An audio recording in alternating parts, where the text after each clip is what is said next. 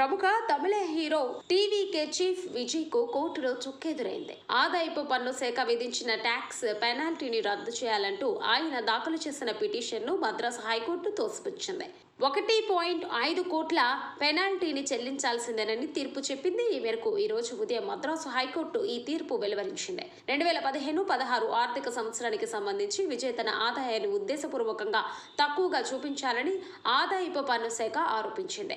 అప్పట్లో విడుదలైన పులి సినిమాకు తీసుకున్న పారితోషికాన్ని తగ్గించి చూపించారని పేర్కొంది. ఆ సినిమాకు 15 కోట్ల రూపాయలు పారితోషికంగా విజయ్ అందుకున్నారని, అందులో 5 కోట్లను నగదు రూపంలో తీసుకున్నారని అధికారులు తెలిపారు. ఈ మొత్తాన్ని లెక్కల్లో చూపకుండా ఆదాయపు పన్ను ఎగ్గొట్టారని ఆరోపించారు. శాఖపరమైన దర్యాప్తులో ఈ విషయం తేలడంతో విజయ్ కు ఆదాయపు పన్ను శాఖ 1.5 కోట్లు పెనాల్టీ విధించింది. ఈ పెనాల్టీని రద్దు చేయాలంటూ విజయ్ మద్రాసు హైకోర్టులో అప్పీల్ చేసుకున్నారు. దీనిపై సుదీర్ఘ విచారణ జరిపిన మద్రాసు హైకోర్టు గత నెల 23న తీర్పు రిజర్వ్ చేసింది. ఈ రోజు ఉదయం తీర్పు వెలువరిస్తూ ఆదాయపు పన్ను శాఖ విధించిన 1.5 కోట్ల రూపాయల పెనాల్టీని చెల్లించాల్సిందేనని స్పష్టం చేసింది.